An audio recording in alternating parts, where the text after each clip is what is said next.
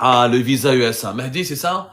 Mehdi, merci beaucoup d'avoir posé la question. Elle est catastrophique, cette information. Allez, merci beaucoup, Mehdi. À partir du 21 janvier prochain, les États-Unis d'Amérique ont classé l'Algérie avec 38 pays qui seront obligés, dont les ressortissants seront obligés à payer une caution qui peut aller de 5 000 $ jusqu'à 15 000 $ pour obtenir les visas américains. C'est un système de caution. C'est comment le système va fonctionner. Tu payes 5 000 à 15 000. Ça dépend est-ce que c'est un visa B1 ou un B2, c'est-à-dire visa touristique ou visa d'affaires. Et si tu pars aux États-Unis et si tu brûles pas ton visa, et si tu reviens aux États-Unis le plus normalement du monde, ta caution te sera restituée. Sauf que 5 000 à 15 000, c'est énorme. 5 000 à 15 000, 5 000 $ en Algérie, c'est une fortune. Je mets à la grippe 120 millions. Aux 15 000 $, j'en parle même pas là, 300 000, faut 300 millions. Donc c'est une fortune énorme. Et dans cette liste, sur cette liste, des pays qui ont été, à partir du 21 janvier, concernés par cette mesure de sanction, il y a d'autres mesures, hein. Il n'y a pas que la caution. Il y a des entretiens personnalisés, les consulats, les services du consulat américain peuvent enquêter sur vous, sur les ressortissants algériens qui demandent le visa américain. Ils doivent analyser tous leurs réseaux sociaux. C'est par exemple, tu dis des propos très critiques ou là des positions politiques un peu controversées, on peut te refuser le visa. C'est vraiment le visa américain, il a été extrêmement durci et restreint aux Algériens et aux Algériens. En Afrique du Nord, il y a que les Mauritaniens et les Algériens qui ont été inclus sur cette liste. Cette liste n'englobe que des pays pauvres et des pays en grave difficulté. On a des pays en crise comme le Zimbabwe, comme etc., comme le Soudan. Je vais vous donner la liste si vous voulez. On en a parlé hier, on a fait hier une émission.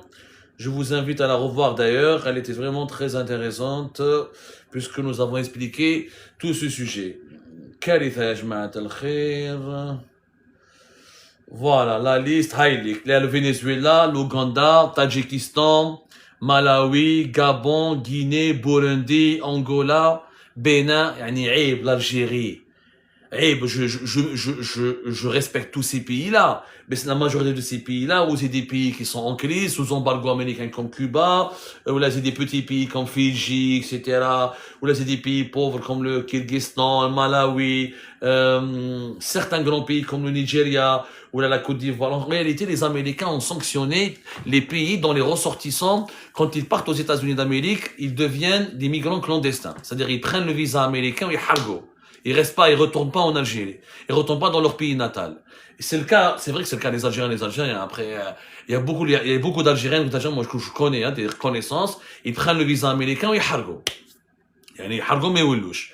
Donc les États-Unis ont sanctionné ces pays-là parce que les autorités américaines estiment, à travers le département d'État américain, que l'Algérie, comme les autres pays, ne coopère pas de façon efficace en matière de lutte contre l'immigration clandestine. Mais il n'y a pas que ça.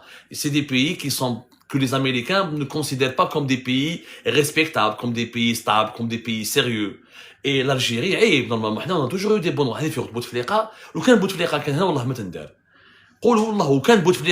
pouvoir, elle n'aurait jamais eu cette décision qui stigmatise les Algériens et les Algériens, n'aurait jamais pu être là. Elle n'aurait jamais pu être décidée, elle n'aurait jamais pu être mise en vigueur.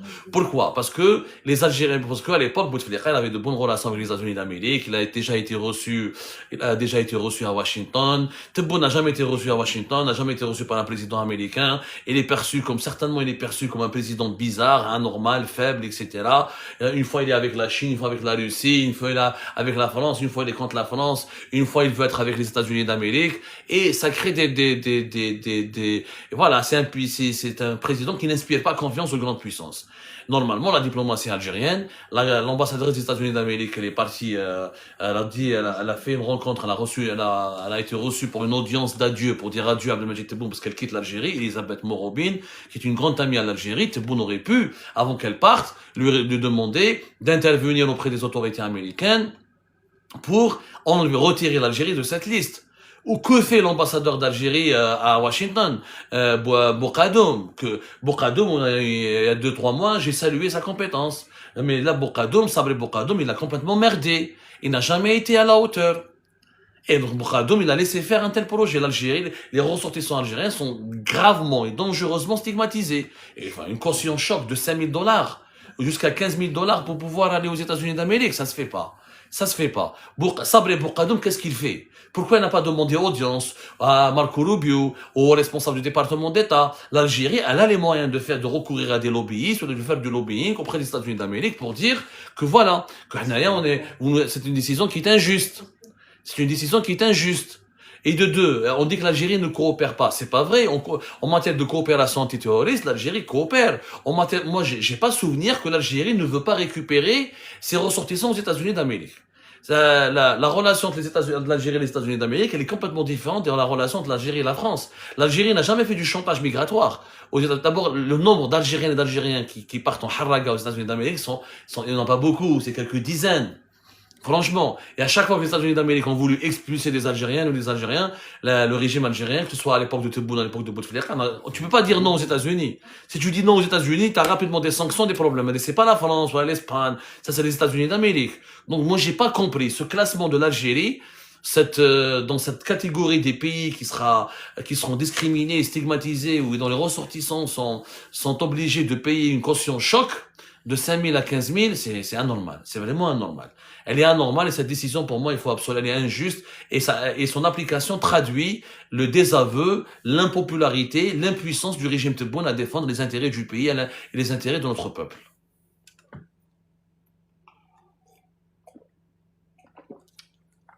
Ahlan wa sahlan, ya jama'at al-khair. Marhaba bikum, tapotez, good live s'il vous plaît, good live pour ne pas laisser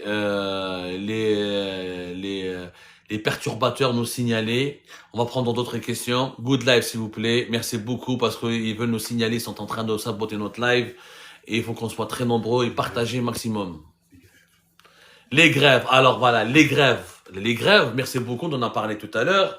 On vous a fait une émission tout à l'heure, juste avant ce live, et avant le match du Maroc, pour parler de la logique autoritaire. C'est très grave, je dirais, les grévistes. Je vous assure l'équipe, il y a une 50aine d'arrestations. Il y a une 40aine d'emprisonnements, de chauffeurs de bus et de chauffeurs de camions et de militants, comme le militant de Westsouf dont nous avons parlé tout à l'heure, qui a été emprisonné et placé en détention provisoire parce qu'il a documenté les grèves des transporteurs. Il nous disait que le régime Tebboune n'a pas de problème avec la population ou n'a pas de problème quand on s'exprime sur les questions économiques et sociales. Moi, les partisans, les intermédiaires, les émissaires du régime Tebboune, quand ils nous contactent pour nous faire taire, ou pour dialoguer avec nous, pour négocier avec nous, qu'on a dit Abdou, je suis après une politique, ne dis pas de mal du président Abdelmajid Tebboune, ne dis pas du mal, ne critique pas Saïd Chengriha, l'institution militaire, et tu peux parler sur tous les sujets, t'as pas de problème. Ok. On nous disait que le problème du régime Tebboune, c'est juste le hirak, la démocratie, les libertés fondamentales, les droits de l'homme, etc. Alors, pourquoi quand des grévistes, les camionneurs ou les chauffeurs de bus, ils n'ont pas réclamé la démocratie, ils n'ont pas réclamé le retour du Hirak, ils n'ont pas réclamé le départ de Tebboune et le départ de Chengriha. Ils ont juste fait une grève pour réclamer et pour défendre leurs droits sociaux. Pour défendre et réclamer leurs droits sociaux. C'est-à-dire, ils étaient contre les nouvelles amendes financières au montant faramineux qui leur sont imposées par le nouveau code de la route. Et ils étaient contre l'augmentation brutale des prix des carburants. Ce sont des revendications sociales. Ce ne sont pas des revendications politiques. Où est le régime Tebboune face à ces revendications sociales? D'abord, il n'a pas reconnu la légitimité de ces grèves. De deux, il a instruit les services de sécurité d'arrêter les grévistes et de les placer en détention. Il a instruit les juges de les placer en détention quand ces grévistes diffusent des vidéos sur les réseaux sociaux pour défendre leur grève et pour appeler au maintien, pour faire la promotion de leur grève. En plus, les médias sociaux ou les internautes ou les lanceurs d'alerte ou les activistes qui ont soutenu les grévistes ou qui ont documenté les grévistes sur les réseaux sociaux ont été arrêtés, ils ont été placés en détention. Et par la suite, on leur a envoyé des éléments dans les renseignements généraux pour les menacer. Les commerçants, ils voulaient faire grève le 8 janvier, on les a diabolisés, on leur a dit attention, vous faites grève, on les a menacés, on leur a envoyé les renseignements généraux pour leur dire si vous faites grève, les impôts vont vous faire des redressements, vous allez payer des amendes, vous allez entrer en prison. Et le régime Tebboune, il a utilisé la même logique qu'avec le Hirak et les opposants politiques. Il l'a utilisé avec comment on appelle ça, les grévistes et les chauffeurs de bus et de camions. La logique autoritaire.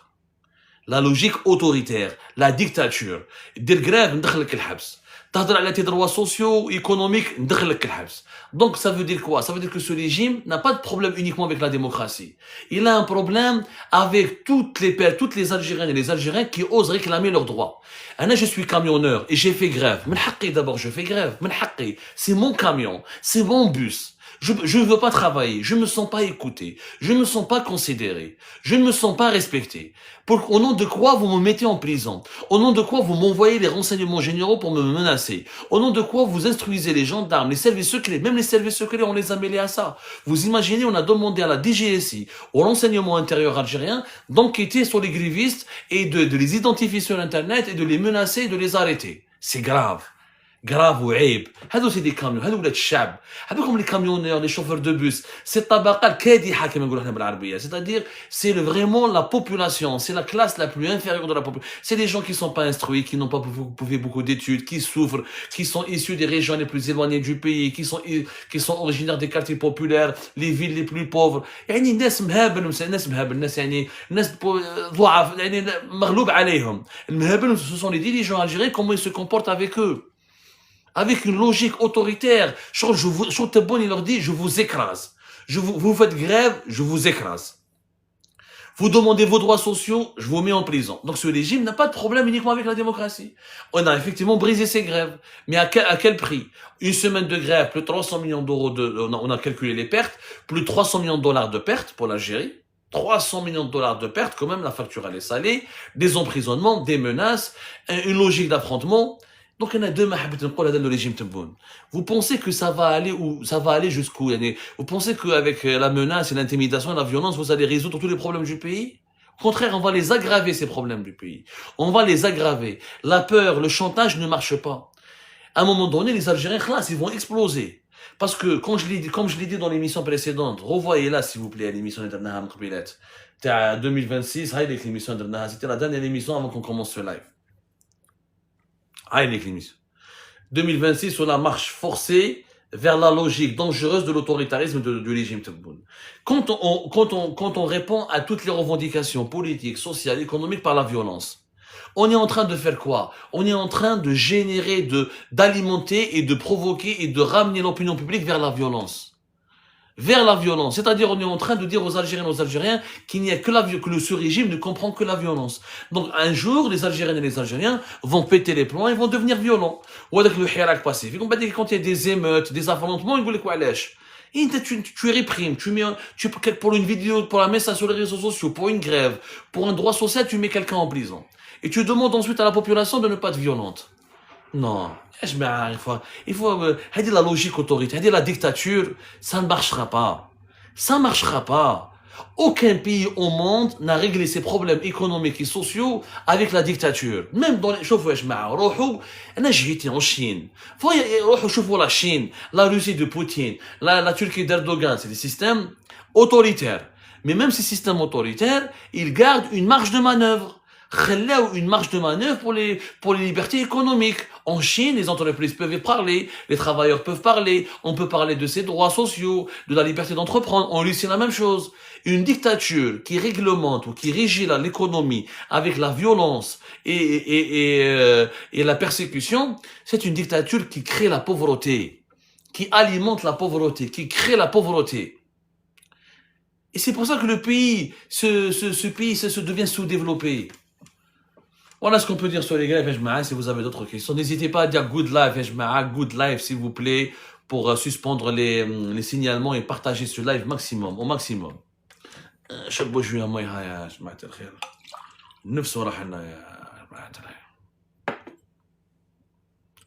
Alors, Moha BNH, mais quels sont les impacts économiques causés par cette grève?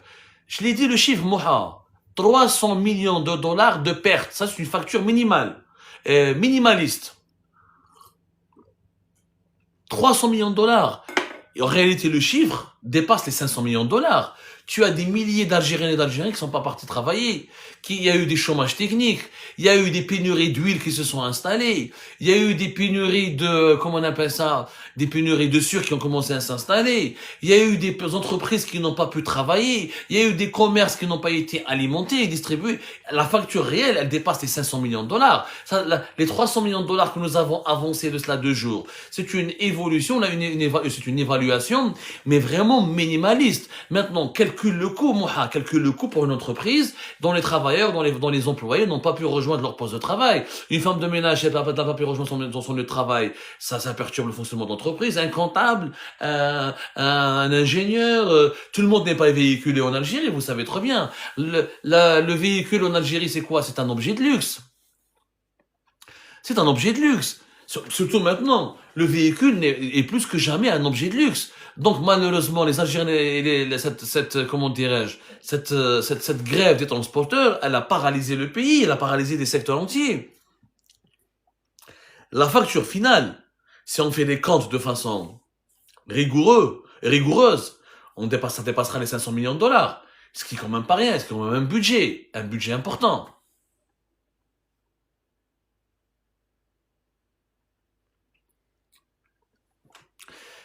Algérie, Museum, Nasreddin. Arrêtez vos mensonges et regardez-le bien. Je ne sais pas de quel mensonge tu peux nous parler, Algérie, Museum, Nasreddin. Est-ce que tu peux nous préciser? Est-ce qu'il y a quelque chose qui t'a semblé, que nous avons raconté, que nous avons révélé, qui t'a semblé dans le mensonge, etc. J'aimerais bien t'éclaircir sans aucun souci.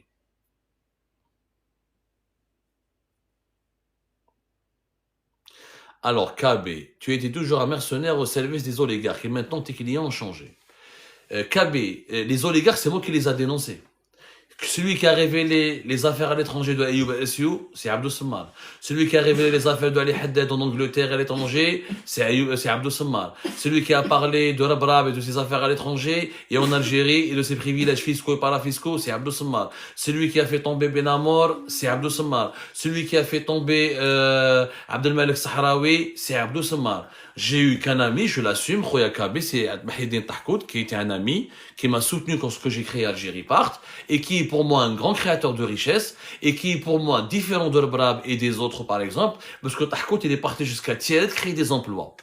Une wilaya que ton Tebboune et que ton Shengriha n'ont toujours pas visité. Mahidine Tahkout que vous insultez, qui a été mis en prison, c'est le seul. Je l'ai accompagné dans un reportage et c'est ce jour-là qui m'a convaincu. Il est parti à Tieret, l'une des wilayas les plus pauvres d'Algérie, l'une des wilayas qui exporte le plus de haragaf à l'étranger et qui a ouvert une usine et c'est lui qui recrutait les jeunes de Tieret en personne parce qu'il a découvert qu'il y a des gens, qu'il y a des recruteurs qui prenaient des pots de vin.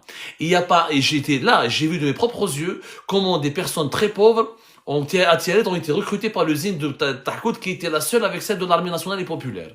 Donc les oligarques qui ont créé des emplois et qui m'ont semblé sincères, je les ai soutenus et je n'hésiterai pas à les soutenir. Les oligarques qui m'ont semblé être dans le mensonge, dans le vol, dans le trafic, je les ai dénoncés. Je les ai dénoncés. Ou alhamdoulilah, il n'y a plus d'oligarques aujourd'hui. Il y a Algérie partie là. Ou Abdou Semmar Wahna. Donc normalement, si je suis ton raisonnement, les oligarques sont partis. Normalement, je devrais disparaître. On est plus connu que jamais. On n'a jamais eu une aussi grande audience. On n'a jamais eu beaucoup d'abonnés. Et on n'a jamais été aussi influent. Donc, à un moment donné, il faut changer ce discours. Oui, quand les oligarques font du bien pour l'Algérie, j'en parle et je le dis. Quand les oligarques dérapent et dérient et causent et violent l'intérêt général, je le dis et je le répète. Maintenant, je le dis, je le répète. Malgré toutes mes divergences, toutes les critiques que j'avais formulées contre Rabrab, Ali Haddad, les frères Konineuf, ou les Ben Hamadi, ou les, comment on appelle ça, les Ayoub Essiou, les Arbaoui, Takia, Tabatana, etc. Malgré toutes ces critiques-là, je dis que l'emprisonnement des hommes d'affaires et des oligarques algériens a été une catastrophe pour l'économie nationale. Ça a été une erreur. Les hommes d'affaires, quand ils se trompent, on les soumet à des redressements fiscaux, ils payent des amendes. On a détruit des entreprises privées qui ont créé des milliers d'emplois.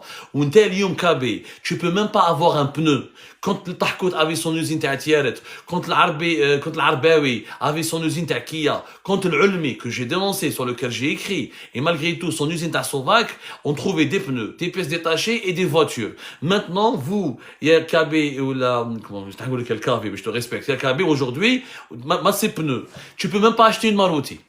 Tu peux même pas acheter une Maruti, tellement elle coûte 3 fois, 4 fois plus cher. Tu peux même pas te l'offrir. Alors, pour que les oligarques, Maruti, c'était la voiture du pauvre. On pouvait acheter des Ibiza et des Polo, etc. Donc, à un moment donné, oui, il faut remettre les choses à leur juste. Il faut resituer les choses. On a été extrêmement injuste à l'égard de ces oligarques. L'oligarchie, quand elle sert l'économie nationale et quand elle sert le pays, elle est supportable, elle peut même être défendable, je dis bien, elle peut être même défendable, mais l'oligarchie, quand elle viole l'intérêt général, elle est à dénoncer et à condamner. Et merci pour la question malgré l'accusation infondée. Alors, Zoukan, est-ce que tu vas parler du journaliste qui est emprisonné à Tizi Ouzou? J'en ai parlé tout à l'heure. Tout à l'heure dans l'émission, Khoya Zouk. J'en ai parlé dans cette émission. 2026, où la marche forcée vers la dangereuse logique de l'autoritarisme. Et j'ai donné le nom de ce journaliste, effectivement. J'ai parlé de lui, j'ai donné son nom, etc. Et je redonnerai son nom. Il s'agit LS Dethili, qui est un écrivain aussi, qui a été placé en détention. Et j'ai même rendu hommage à sa femme et ses 2 enfants qui vivent avec courage et dignité leur détresse. J'en ai parlé et j'en parlerai encore. Je parlerai de tous les détenus d'opinion, de tous les détenus politiques en Algérie, qu'ils soient de Tizi Ouzou, qu'ils soient de Beskra, qu'ils soient de Marnia, qu'ils soient de toutes les régions du pays. Maintenant, s'il y a des cas où il y a des personnes dont nous n'avons pas entendu parler, je l'ignore. Quand j'ignore, vous savez, je ne suis pas au courant de tout. Quand il m'arrive de me tromper, corrigez-moi. S'il y a un détenu d'opinion ou là un détenu politique, dont j'ai pas évoqué le parcours, dont j'ai pas évoqué les souffrances, vous pouvez nous adresser un message.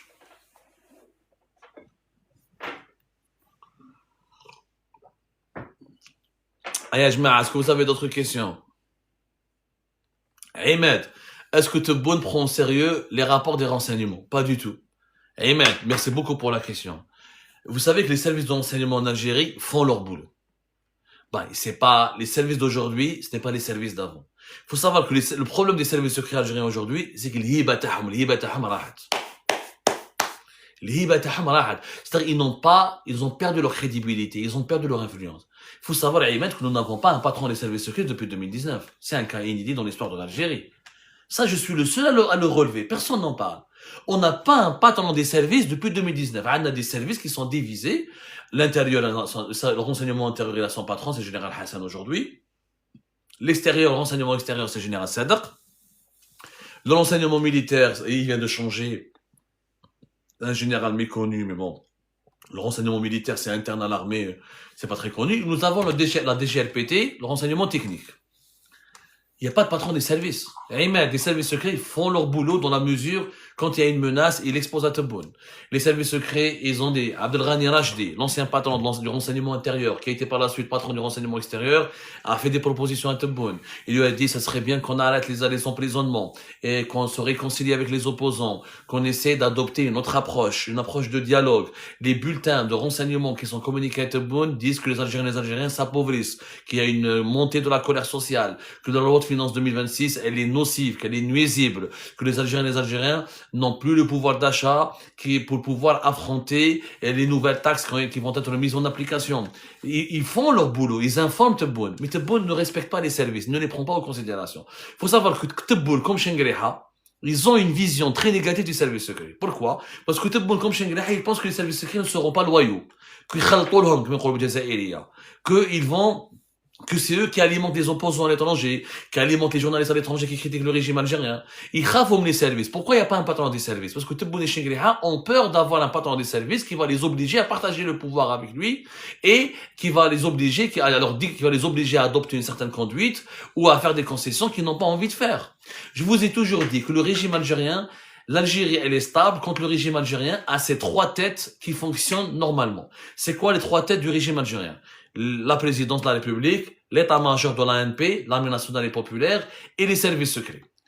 C'est ça le régime algérien, c'est les 3 têtes. C'est un monstre à trois têtes. Quand les trois têtes se collaborent, se coexistent, comment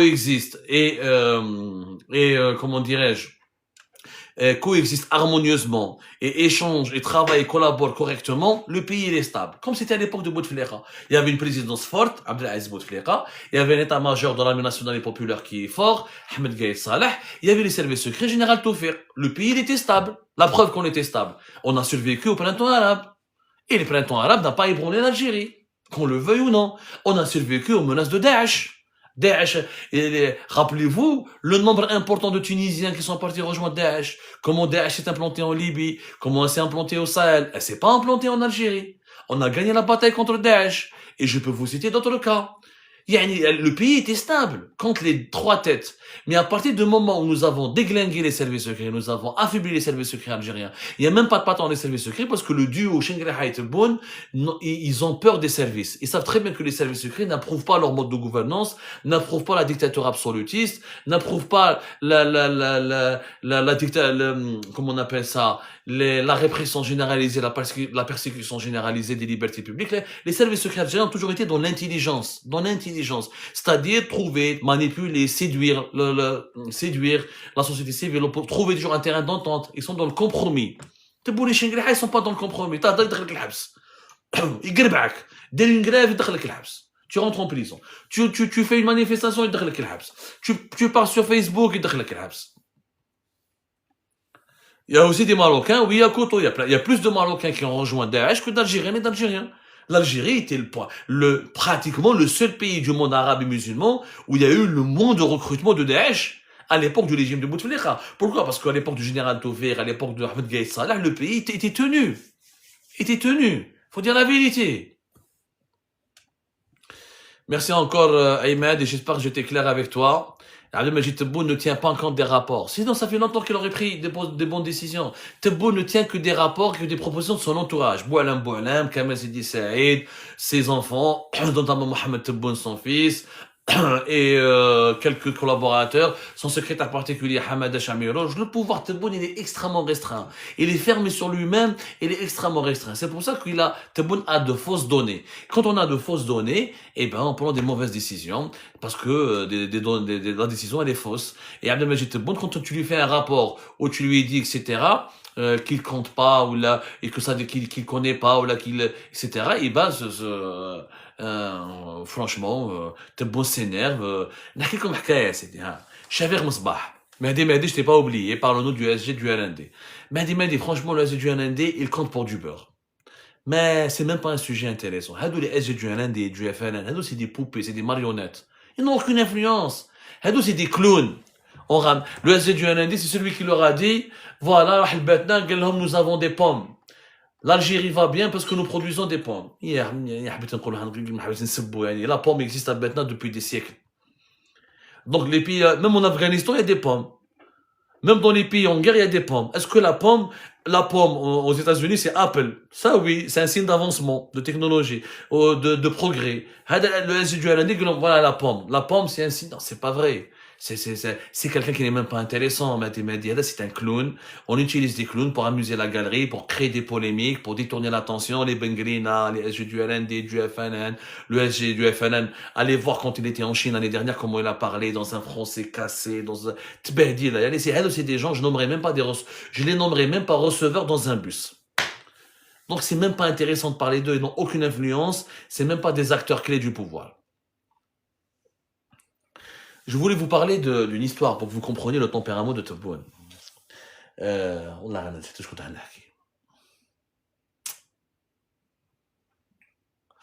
Alors, l'essence est gratuite en Algérie, Algérie Museum, Nasr ad-Din, et tout le monde roule en belle voiture. Mais je sais pas si tu vas trouver.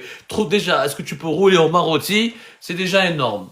Trouver une belle voiture. Algérie Museum, merci d'avoir abordé le sujet. Tahadi d'essence, il est gratuit en Algérie et très cher ailleurs. On a déjà fait une émission importante et j'aimerais bien, merci beaucoup parce que attendez le sujet de, je sais pas si Algérie Museum fait de la provocation ou là il pose une question sérieuse. Mais en tout cas, marhaba bik, Algérie, il veut provoquer, c'est son droit, tant qu'il n'insulte pas, marhaba bik, nous sommes des démocrates, on n'est pas là pour censurer ou pour faire quoi que ce soit.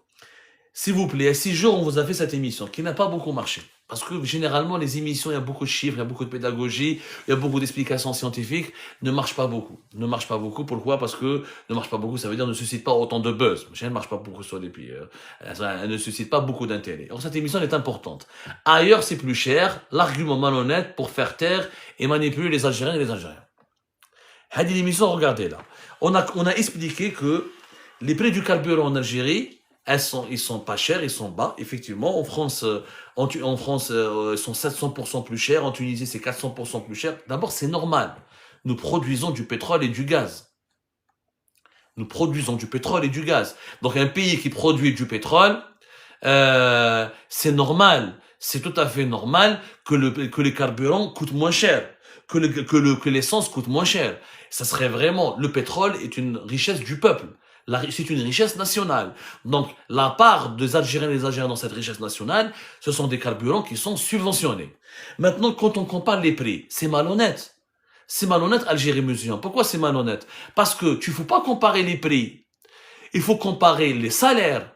Même la viande en Algérie, elle est moins chère qu'en France. Même les boissons sont moins chères en France. Mais c'est malhonnête de comparer ça. Quand on compare, il faut comparer les salaires. Quand on compare les salaires, c'est-à-dire pour combien j'ai un salaire pour mon salaire en Algérie, pour un salaire minimum en Algérie, j'ai combien de pleins? Alors pour en Algérie avec le salaire minimum, je peux faire 9 pleins. 9 pleins, même pas 10. Avec le salaire minimum en France, qui est de 1400 €, je peux faire 17 pleins. Vous voyez la différence? En France, avec le salaire minimum, je peux m'offrir plus de pleins qu'en Algérie, alors que l'Algérie est un pays pétrolier. La France n'est pas un pays pétrolier. L'Algérie produit du pétrole. La France ne produit pas du pétrole. Le carburant, il est pas cher, oui, mais les salaires en Algérie sont tellement bas. Les salaires sont tellement bas que les subventions avec la cherté de les prix inférieurs de ces produits de première nécessité n'ont pas de coût important ou n'ont pas une influence importante sur le mode de vie des Algériens et des Algériens.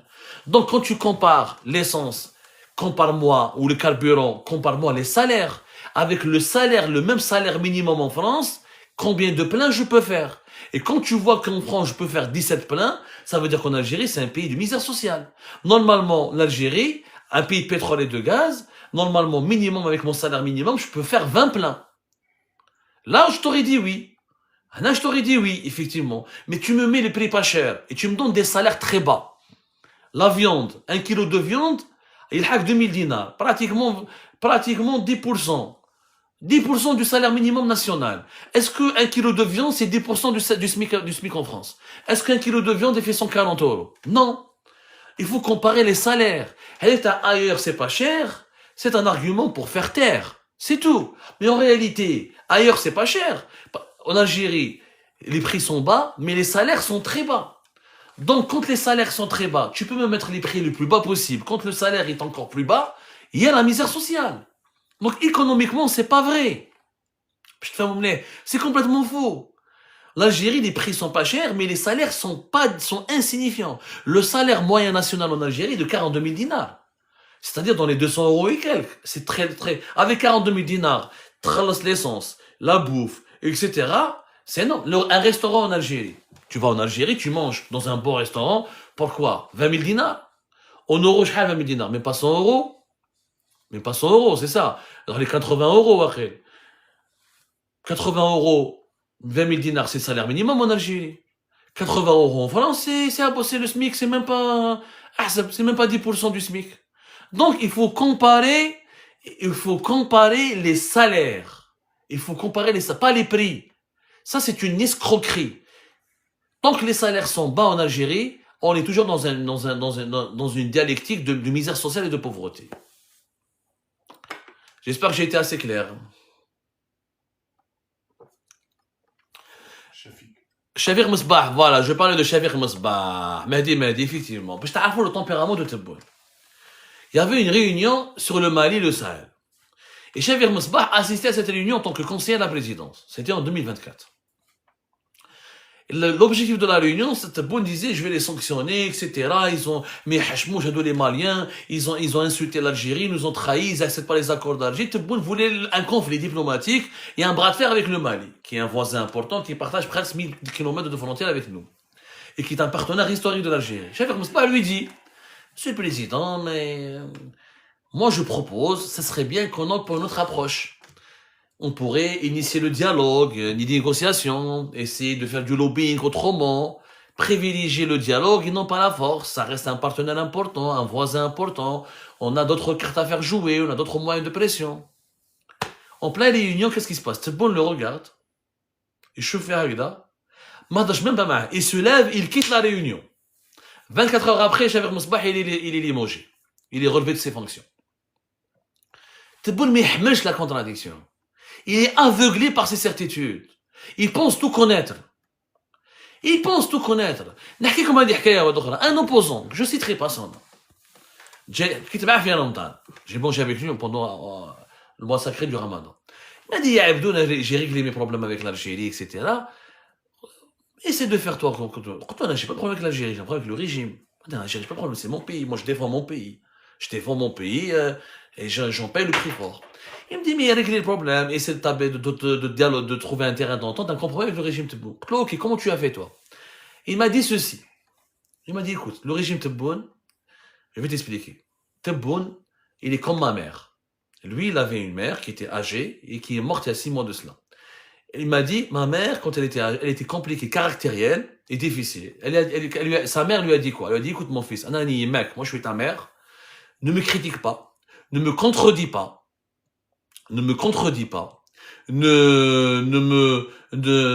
sois jamais contre moi. Tout ce que je te dis, tu l'appliques. Quand j'ai fait ça avec ma mère, 6 mois après, ma mère, elle est morte. Allah yarhamha. Il m'a dit, fais la même chose avec Tebboune. Il m'a dit, Tebboune, c'est comme ma mère. C'est des vieilles personnes âgées qui ne supportent pas la critique, la contradiction. Regardez comment Tebboune fonctionne. Il fonctionne comme ça. Donc, mettez-vous à ma place. Je suis un journaliste. Je dois renoncer à toute contradiction juste parce que Tebboune, il est âgé. Et c'est comme ça qu'on va construire le pays, c'est comme ça qu'on va gérer le pays. Donc, les services secrets, ils peuvent pas, même quand ils disent un rapport, mais يقراش même pas Tebboune. لو كان يحس بحاجة ما تعجبوش والله ما يقراه ولو باتون تاع لي سيرفيس هذاك بالك ناصر الجن. شفاو لها العيد تاع 2024. ناصر الجن وجد روحك. C'est Nasser. 2025, ils l'ont limogé, ils l'ont voulu mettre en prison. Pourquoi? Parce que Nasser الجن a eu un désaccord معهم. Il a eu un désaccord معهم.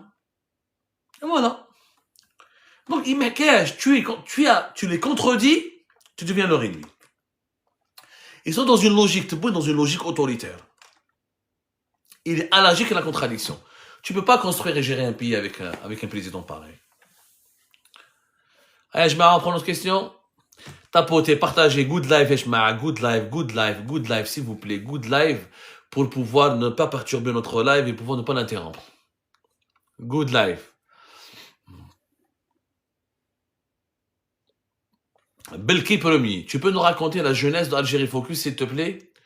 Bon, Belki, Othman dit quoi? Est-ce que c'est vrai que les ménages en Algérie ne payent pas de gaz et de facture d'électricité? C'est complètement faux, Othman, c'est complètement faux. Alors je reviendrai à Belki dans un moment. Othman, c'est complètement faux. Les Algériens payent l'électricité et cette année 2026, elle coûtera plus cher. On l'a dit. La loi de finances 2026, elle a quadruplé. Elle a quadruplé le prix de la taxe d'habitation. En Algérie, il y a une taxe d'habitation, mais qu'on paye une fois par an, ou là une fois par trimestre. Avant, c'était une fois par trimestre, et elle est inclue dans la facture d'électricité. Elle est inclue dans la facture d'électricité. Et cette taxe d'habitation, elle était de 75 dinars par trimestre. Maintenant, elle va devenir plus de 400 dinars par an.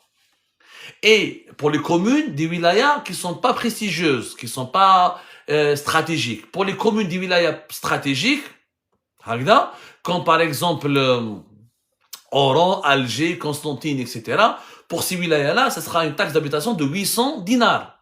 Donc, on va voir dans la facture d'électricité. En Algérie, tu payes pas ton électricité, la sonde à gaz, elle peut te couper. Hein. Il n'y a pas la trêve hivernale en Algérie, où ils te coupent directement. Les Algériens paient leur électricité et elle est de plus en plus chère. Même si elle est subventionnée. Mais comme les salaires en Algérie sont bas, et le pouvoir d'achat il est faible, et la productivité elle est faible, et les salaires sont bas, même quand le produit il est subventionné, il demeure cher, parce que la problématique des salaires en Algérie n'a jamais été traitée. Alors, User, 16, etc. Pourquoi tu critiques ton pays? C'est ça? Pourquoi tu critiques ton pays? C'est une question très importante, Eshma. J'ai eu à faire ce débat tout à l'heure avant ce live. On ne critique pas l'Algérie en critiquant le régime algérien. Nous critiquons le régime algérien. L'Algérie, on n'est pas en train de la critiquer, on est en train de la défendre.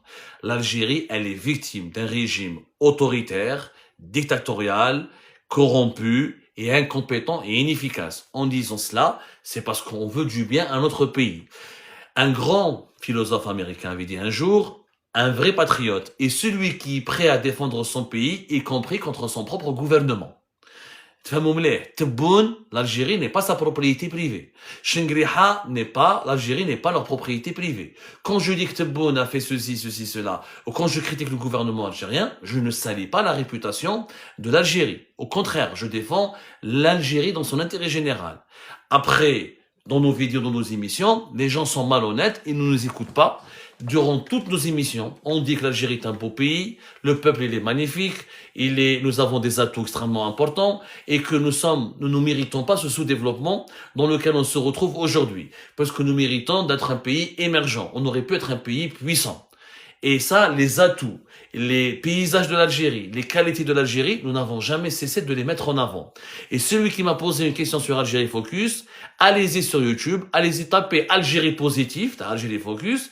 Votre serviteur Abdou Sammar, j'ai créé 2 fois le tour d'Algérie, qui s'appelle l'Algérie Positive, où j'ai fait le tour du pays en 2015 et en 2016 pour recenser les initiatives positives dans mon pays. Donc je n'ai pas de leçon de patriotisme à recevoir. Je n'ai pas. Le patriotisme, c'est pas de lécher les pieds de Tebboune. Le patriotisme, c'est pas de lécher les pieds de Shengriha. Ça s'appelle de l'esclavage. Ça, c'est pas du patriotisme. Moi, je défends mon pays qui est victime d'un dictateur. C'est parce que j'aime mon pays que je fais ça. Autrement dit, si je voulais, j'aurais pu changer de métier, j'aurais pu profiter comme les autres journalistes, en fait. J'aurais pu faire comme TSA, comme Algérie 360, comme Nahar, comme Cholo, négocier معهم, ندخل, ونقول تحية عمي تبون, وعندي salaire تاعي, وراني عايش la belle vie. Mais moi, j'ai une conscience. J'ai des valeurs. Moi, j'ai fait de la plaisance dans mon pays pour mes articles. Et je continue à payer le prix fort de ce combat que nous menons pour la liberté d'expression. Encore une fois, est-ce que Mediapart, quand il critique Emmanuel Macron, est-ce qu'il dénigre la France? Quand le New York Times critique Donald Trump, est-ce qu'il dénigre les États-Unis d'Amérique? Pas du tout. Quand la BBC ou quand The Guardian, attendez, on est en train d'être signalé, s'il vous plaît. On est en train d'être signalé, max de partage, s'il vous plaît. Good live, écrivez good live, good live, good live. Parce qu'on est en train d'être signalé et là, ça a failli être, on a failli être interrompu. Encore une fois, dénigrer son pays n'a rien à voir avec la liberté d'expression. Et moi, d'abord, je dénigre pas Tebboune. Franchement, Tebboune a pris en otage mes enfants et ma famille. Est-ce que vous avez vu un jour Abdou Sammar dire du mal de la famille Tebboune? Est-ce qu'un jour j'ai insulté? Est-ce qu'un jour j'ai diffamé? Ils ont, dans un clip de propagande diffusé par la DGSN, institution de l'État algérien, ils ont mis mon intimité en Agda, directement, à la télé. J'ai même défendu Madame Tebboune. J'ai même défendu Maha Tebboune, la fille de Tebboune, quand la fille de Tebboune faisait l'objet de fake news, qui porte atteinte à son honneur et à sa réputation. J'ai même salué les vertus de Madame Tebboune. Quelqu'un dont les enfants sont kidnappés, et je trouve que je suis vraiment d'une gentillesse et d'une bienveillance exemplaire. Mais, encore une fois, quand je critique les dysfonctionnements du gouvernement dans mon pays, ça ne veut pas dire que je suis contre mon pays. Au contraire. Parce que nous voulons que notre pays évolue. C'est avec la liberté, c'est avec l'esprit critique que nous évoluons. C'est pas avec Chita. Maintenant, si on doit s'asseoir, tous dire vive l'Algérie, le one, two, three, c'est pas avec one, two, three, vive l'Algérie. Un vrai patriote, c'est celui qui identifie les insuffisances de son pays et qui propose des solutions pour les insuffisances de son pays. Donc, est-ce qu'on soit très clair pour ce débat qui est inutile, en fait? La liberté de la presse, critiquer un dirigeant, c'est pas critiquer le pays. L'Algérie a existé avant Tebboune et Shengriha, elle existera après Tebboune et Shengriha, et j'espère qu'elle existera le plus longtemps possible. Donc, on a le droit de les critiquer, ni plus, ni moins. Après, celui qui ne veut pas la liberté d'expression, qui n'aime pas la démocratie, qui est complexé parce qu'il y a des journaux libres et indépendants, là, c'est son problème. Il doit aller consulter un psychologue. Parce que, dans notre constitution, dans notre histoire, nos ancêtres ont fait une révolution. Katib Yassine a dit un jour, nous n'avons pas fait une grande révolution pour fermer nos gueules. Nous n'avons pas fait une grande révolution pour fermer nos gueules. Moi, je fermerai pas ma gueule. Je ne fermerai pas ma gueule. Je sais que ça plaît pas aux partisans de Tebboune, mais tant pis.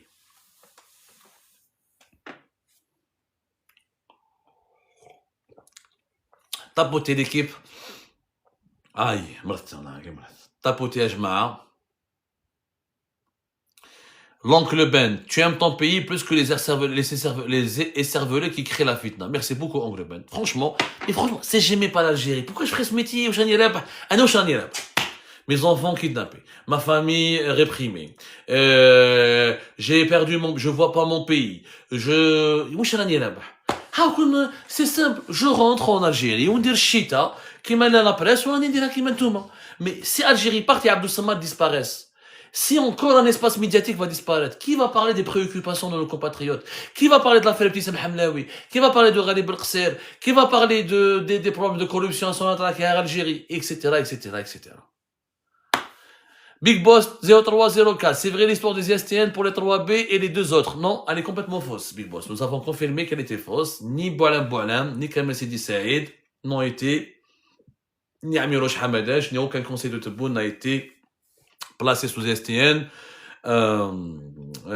par la Saïd Chengriha. Pour une raison très simple, Saïd Chengriha, chef d'état-major de l'armée nationale et populaire, ne commande que la justice militaire et le renseignement militaire. Et donc c'est des civils, ils ont le passeport diplomatique, ils ont une certaine immunité parce que le décret de 2023 accorde des super pouvoirs aux conseillers, aux membres du cabinet d'Abdelmajid Tebboune.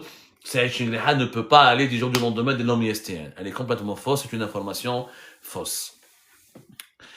Itachibo, tu penses qu'un jour ça va s'améliorer entre toi et l'État algérien? Moi, j'ai pas de problème avec l'État algérien. Tu veux dire entre moi et le régime algérien? L'État algérien, j'ai pas de problème. La majorité de mes sources Itachibo c'est des gens bien placés au sein de l'État.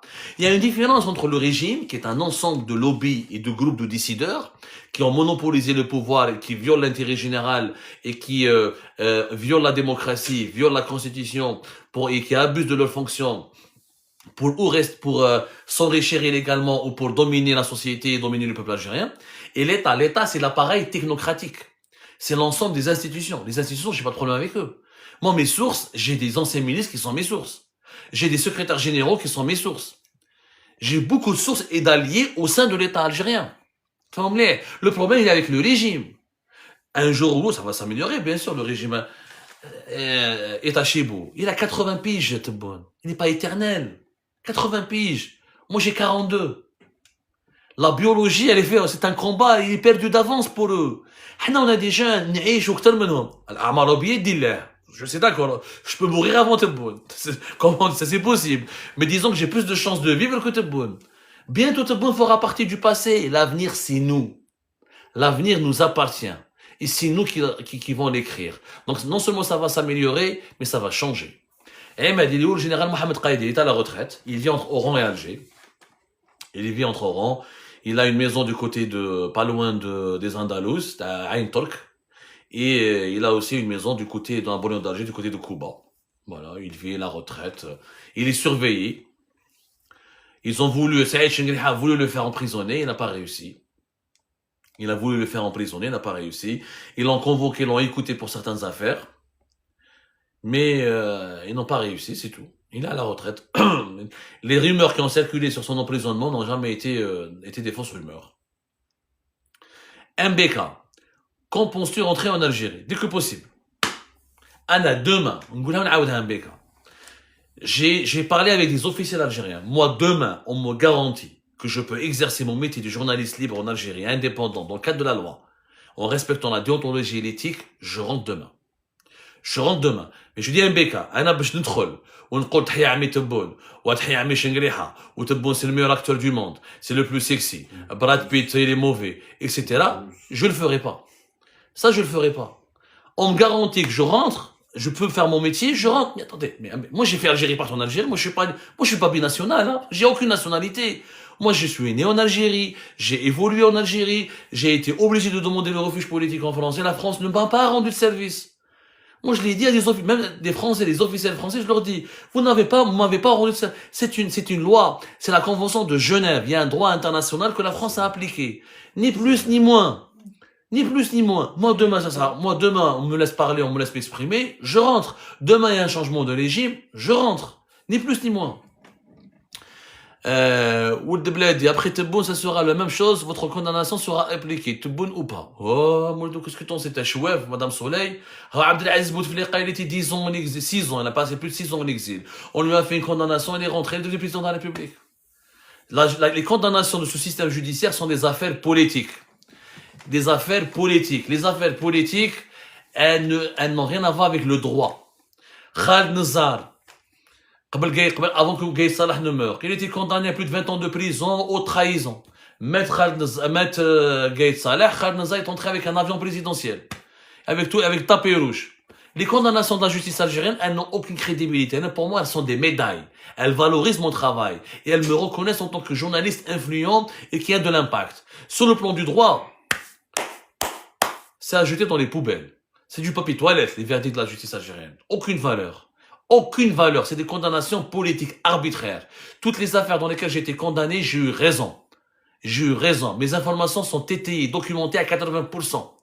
Et j'ai affronté l'État algérien et les régimes algériens et ses représentants en France, devant les juridictions françaises. Et j'ai gagné 95% de mes procès.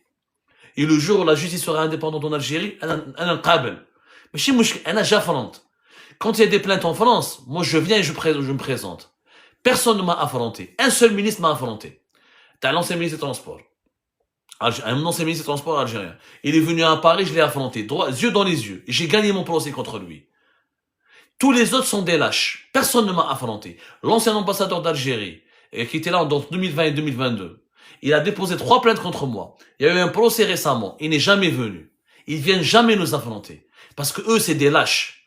Ils rafouent. Anna, je suis là à affronter. Mahbabé. Dans n'importe quel commissariat. Dans n'importe quel tribunal. À condition que les règles soient les règles du droit. La bataille du droit, on est là. Mais on m'a قاعدين يتخباو في الجزائر mais يخافوا. C'est normal. Donc,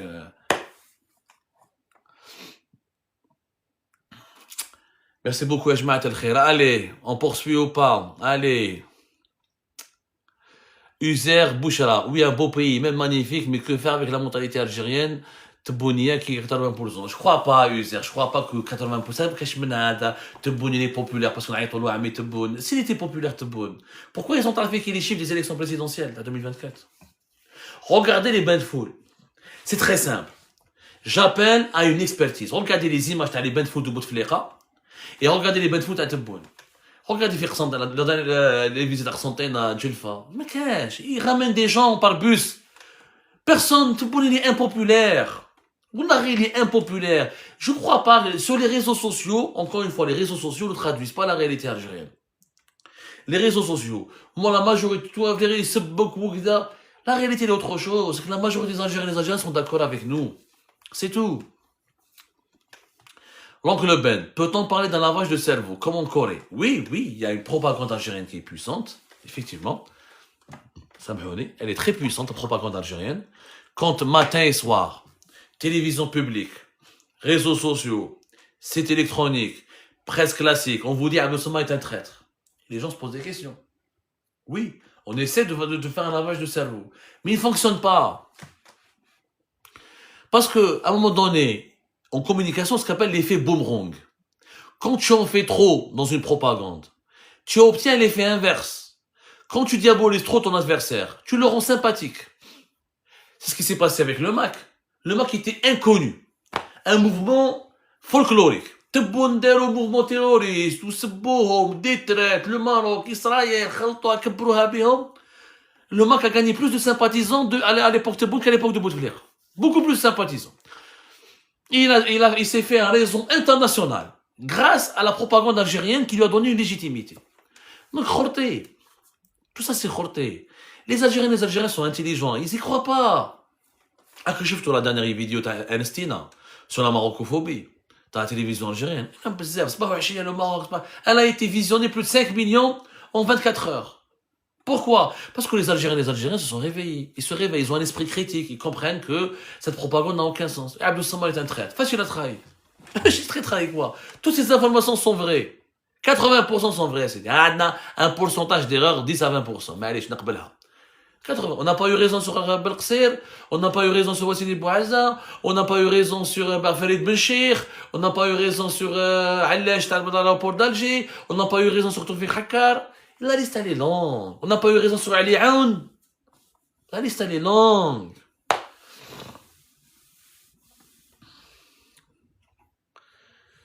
Haza. Quel conseil, attends, Mauritanie, crois-tu les bleds familiers au pouvoir renverseront ce système? Oui, oui, je pense qu'à un moment donné, il y aura une implosion de l'intérieur du système et que il y a au sein des services secrets, au sein de l'armée, au sein de l'État profond, au sein de la fonction publique, au sein de l'administration algérienne, il va y avoir des hauts responsables, des gens sincères et sérieux qui vont monter au créneau, qui vont créer une dynamique de changement de l'intérieur. Je crois que c'est possible. C'est d'ailleurs le scénario le plus souhaitable et le plus intéressant et le plus important.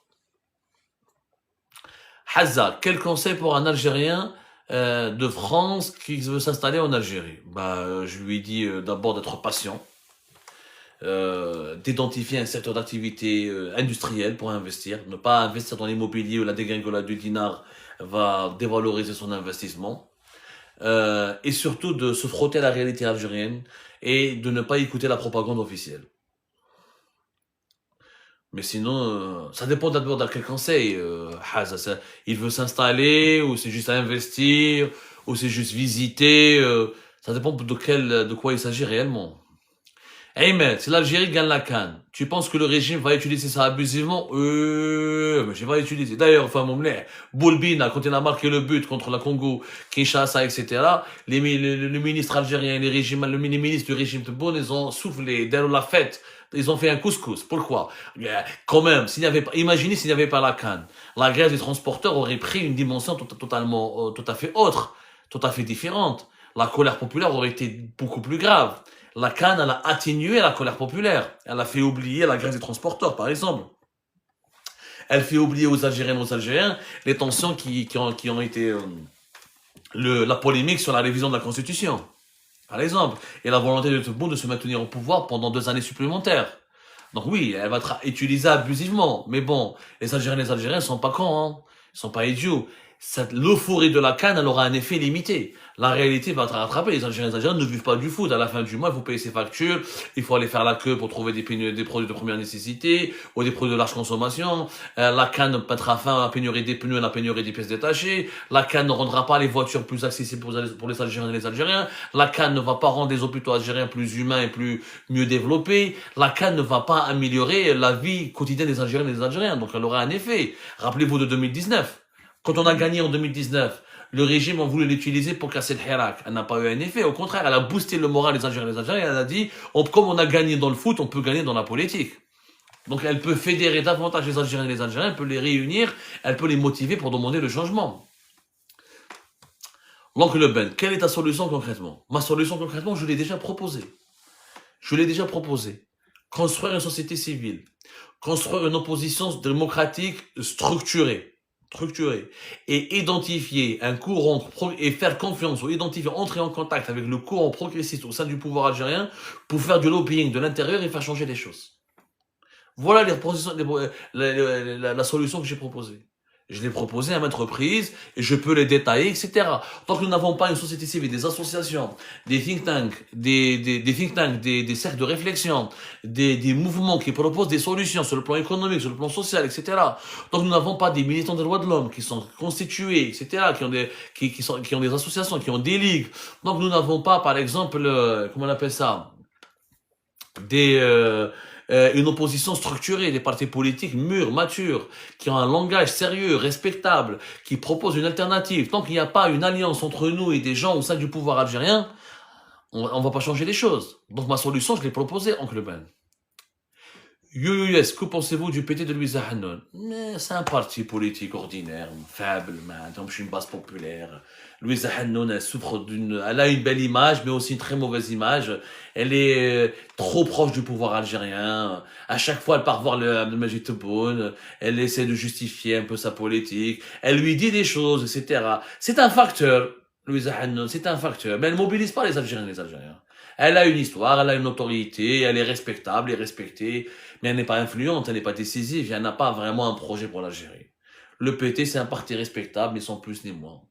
C'est pas lui qui pourrait construire l'alternative, ni apporter l'alternative, malheureusement. Alors, Tariq CH, c'est quoi l'état profond plus exactement, Abdou? Et d'où vient leur puissance? L'état profond, c'est quoi? C'est une expression politique américaine qui a une histoire. Je crois que c'était Eisenhower qui a parlé. Qui a parlé de l'état profond. C'est Eisenhower, je pense, si je me trompe pas. On va faire c'est Eisenhower, si vous pouvez vérifier. C'est Eisenhower. Je crois que c'est Eisenhower. C'est écrit aux États-Unis. C'est quoi l'État profond? C'est un groupe ou d'individus ou des mouvements ou des institutions qui sont dans l'ombre, et qui ont une influence certaine et décisive sur le fonctionnement d'un pays. Ou c'est des groupes d'individus, ou c'est un ensemble d'institutions, ou c'est des organismes, ou privés, ou publics, mais qui agissent dans l'ombre, qui n'agissent pas qui ne s'affichent pas sur la scène publique, et qui ont la capacité, je dis bien qui ont la capacité, d'interagir ou d'influencer les prises de décision au niveau d'un État. En Algérie, c'est qui l'État profond? C'est les services secrets, les anciens des services secrets, c'est certains fonctionnaires de certaines institutions importantes, les institutions publiques, c'est des mouvements religieux et politiques importants, comme par exemple les Zawaya. Les mouvements Zawaya en Algérie sont très puissants. C'est un État profond. Zawaya, ils ont des influences. Il y a des décideurs algériens qui consultent des chefs de Zawiya. Des chefs de Zawiya qui orientent des décideurs politiques algériens. C'est des mouvements qui m'appellent ulama al-muslimin. Ça, l'État profond, c'est un ensemble de groupes et d'institutions politiques, économiques. Les oligarques, certains oligarques par le passé faisaient partie de l'État profond. Kimali Koninef, il n'apparaissait jamais en public, mais il influençait les Bouteflika, etc. Aujourd'hui, on n'a pas vraiment, on a perdu l'oligarchie, elle a complètement disparu. C'est ça l'État profond. Leur véritable puissance, elle est là. Ils influencent les décideurs, ils font du lobbying, ils imposent des agendas, ils imposent des agendas précis à des décideurs, ils influencent le cours des événements. Donc, c'est selon les contextes, mais l'État profond en Algérie existe. C'est par exemple, les chefs de légion militaire font partie de l'État profond. Un chef de légion n'en parlait pas beaucoup. Mais voilà, généralement, c'est les institutions sécuritaires, certaines institutions religieuses et certains groupes d'hommes d'affaires, d'opérateurs économiques.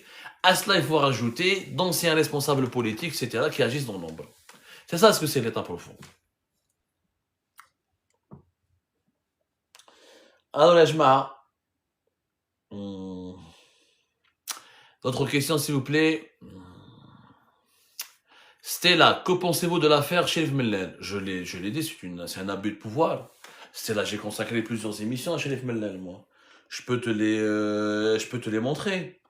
Voilà, je peux te les montrer maintenant. Cherif Mellel, pour moi, c'est un détenu politique. Ni plus, ni moins. C'est quelqu'un qui a dérangé parce qu'il est kabyle.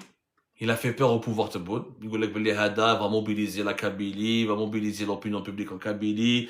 Et Cherif Mellel voulait faire de la politique. Il avait des ambitions politiques. Donc ça inquiétait, il n'était pas contrôlable. Chichiette. Là, c'est pas un chiette, il y a 9 mois de cela, 2 émissions, en grève de la faim depuis 13 jours, symbole de la répression. Je vous invite à la revoir. Symbole du déshonneur. Cherif Mellel, pour moi, c'est un détenu politique. Il leur faisait peur. Il voulait faire de la politique, il avait une grande autorité grâce à la GSK, il défendait l'identité berbère, etc. On a voulu lui coller une accusation comme quoi il est proche du mal, ce qui est complètement faux. Il n'a jamais été ni maquiste, ni autonomiste, ni rien du tout. C'est un patriote nationaliste algérien. Je l'ai connu personnellement, j'ai été son ami. Je l'ai connu au début, avant même qu'il devienne président de la GSK. C'est un fonceur, il est ambitieux, il a un caractère, c'est un homme de caractère, et il va jamais, c'est pour chichiette. Parce que chichiette, parce qu'ils mettraient l'ange sur le khat, tout simplement, et ben ils l'ont bousillé, ils l'ont détruit. Alors, moi, à la science, j'ai une question. Moi, accepte de débattre. Oui, quelle est ta question? Moi, à la science, moi, j'accepte bien de débattre avec toi. J'aimerais bien débattre, mais quelle est ta question? Je n'ai pas compris. Est-ce que tu peux nous poser ta question, moi, à la science, pour ça soit plus explicite? Est-ce qu'il y a d'autres questions? Thomas, qu'est-ce qui se passe entre l'Algérie et la Tunisie? Il se passe d'habitude que de bonnes choses, sauf qu'avec Kais Saïd, l'actuel président tunisien, et le régime Tebboune actuel, la Tunisie n'a jamais été aussi dominée par l'Algérie. par le régime algérien, pas par l'Algérie, je rappelle. La Tunisie et l'Algérie ont toujours été des partenaires importants sur le plan de la sécurité, sur le plan de la coopération sécuritaire, militaire et économique. Mais malheureusement, Kais Saïd tient énormément sa force et sa légitimité du parrainage du régime de Tebboune. Et les récents accords militaires sont inquiétants pour les Tunisiens parce qu'ils peuvent compromettre et violer la souveraineté de la Tunisie, dans la mesure où l'armée nationale algérienne a été autorisée à mener des opérations militaires à l'intérieur même du territoire tunisien entre 100 et 50 kilomètres. Où la Tunisie est obligée aujourd'hui de partager un certain nombre de renseignements, y compris sur des affaires politiques internes, des affaires internes en Tunisie, avec les autorités algériennes. Je vous donne un exemple. Moi, avant de me réfugier en France, je me suis réfugié en Tunisie, en 2019. Les autorités tunisiennes m'ont dit, tu dois partir. Tu n'es pas le bienvenu parce qu'on ne veut pas avoir un problème avec le frère algérien. À l'époque, il n'y avait pas Kais Saïd. Avant même Kais Saïd. Je leur ai dit, mais attendez, je ne pouvais pas me dégager comme ça quand même. Vous avez fait une révolution, j'ai pas avec le syndicat des journalistes. Non. La vie en Tunisie pour toi, elle est impossible. J'ai parlé, quand j'ai été exfiltré, Reporters sans frontières m'ont mis en contact avec un officiel tunisien qui m'a exfiltré de l'aéroport de Tunis. Vous imaginez, j'ai discuté avec lui, j'ai partagé une discussion avec lui, il m'a dit, écoute, est-ce que vous savez que le système, t'as la PAF, t'as la police aux frontières tunisienne, il est partagé, il est interconnecté, il y a une collaboration avec la PAF algérienne. Il y a la PAF tunisienne, elle a un accord avec la PAF algérienne, l'État tunisien a un accord avec l'État algérien, où l'État tunisien est obligé de communiquer les entrées et les sorties du territoire tunisien d'un certain nombre de personnalités algériennes. Par exemple, tu es une personnalité algérienne, tu es ciblé par le régime algérien, si tu rentres et tu sors par la Tunisie, ils sont obligés de te signaler à l'Algérie. Ça clignote dans le système interne de la PAF tunisienne, qu'ils doivent informer les autorités algériennes. Les autorités algériennes, vous savez, ils considèrent toute personnalité politique, par exemple, comme terroriste. Les Tunisiens sont obligés de l'arrêter, de le capturer et de le remettre en Algérie. C'est un exemple concret. Il y a une interdépendance énorme. Mais une interdépendance énorme. Et les opposants tunisiens ont tout à fait le droit de craindre, malheureusement, cette interdépendance, elle s'est encore aggravée avec Kais Saïd. Kais Saïd, en réalité, il faut dire la vérité. La Tunisie est une province algérienne. Le régime algérien peut faire ce qu'il veut. Il y a des personnalités, il y a des opposants algériens qui ont été arrêtés en Tunisie et ramenés de force.